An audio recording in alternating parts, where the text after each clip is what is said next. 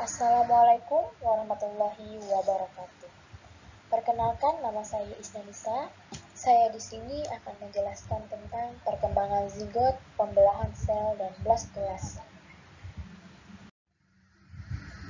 Pengertian zigot.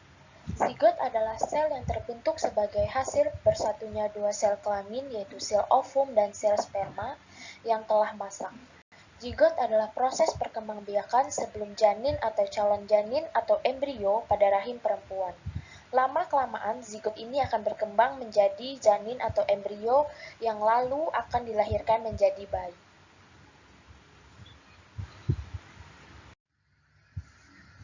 Perkembangan zigot. Setelah fertilisasi, zigot pada manusia akan berkembang menjadi organisme multiseluler melalui tahap-tahap perkembangannya. Perkembangan tersebut melalui pola dasar tertentu yang dapat dibagi beberapa tahap, yaitu yang pertama fase morula, yang kedua fase blastula, dan yang ketiga fase grastula.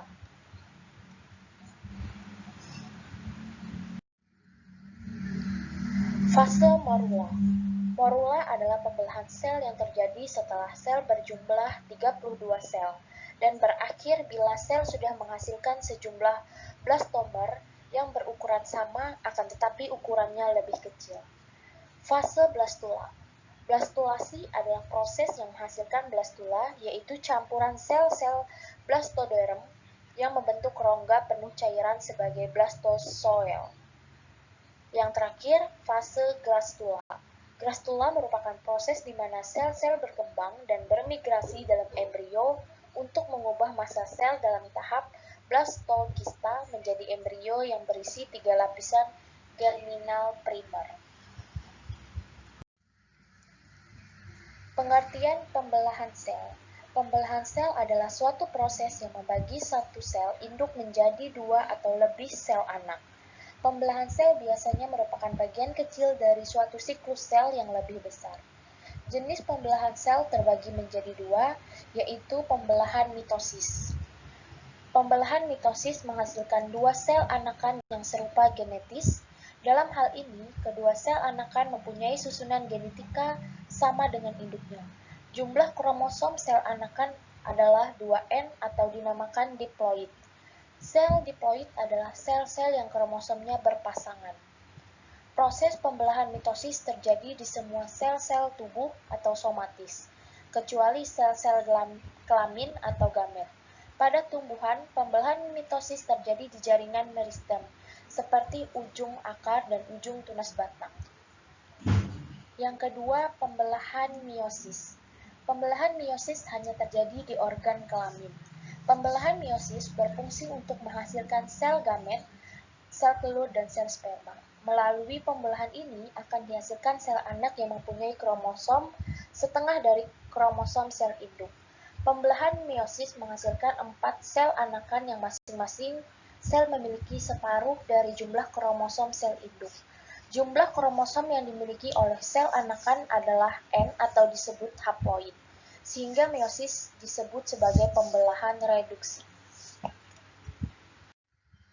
Fase-fase pembelahan mitosis atau tahapan pembelahan mitosis.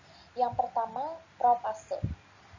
Membran inti mulai rusak menjadi bagian-bagian kecil atau fragmen. Benang-benang kromatin memadat menjadi kromosom. Yang kedua, metafase. Kromosom berjejer pada bidang pembelahan. Yang ketiga, anafase. Kromatid saudara dari setiap pasangan memisah menuju kutub yang berlawanan. Pada akhir anafase, kedua kutub sel memiliki kromosom yang jumlahnya sama. Dan yang terakhir, telopase. Membran inti mulai kembali bergabung, kromosom mulai meregang. Fase-fase pembelahan meiosis atau tahap pembelahan meiosis. Pembelahan meiosis berlangsung dalam 2 tingkat, yaitu meiosis 1 dan meiosis 2. Fase pembelahan meiosis 1 adalah yang pertama, profase 1, membran inti mulai rusak menjadi bagian-bagian kecil fragmen dan terbentuk gelendong pembelahan. Benang-benang kromatin memadat menjadi kromosom dan kromosom homolog berpasangan.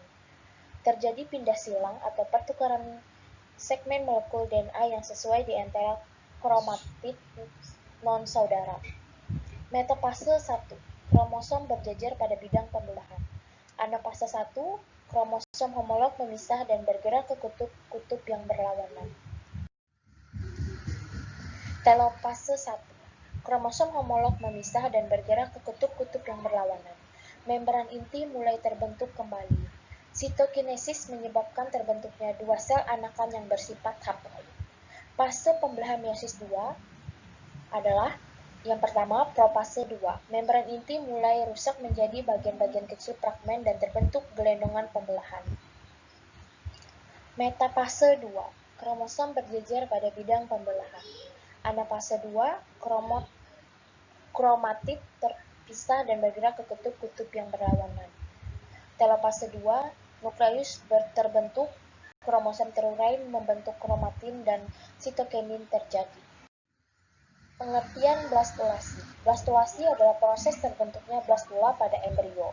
Blastula merupakan bentuk lanjut dari morula yang terus mengalami perkembangan. Sementara sel-sel morula mengalami pembelahan secara terus-menerus. Terbentuklah rongga ataupun celah di bawah piringan germinal yang memisahkan dengan kuningan telur. Rongga ini makin lama makin membesar dan berisi cairan.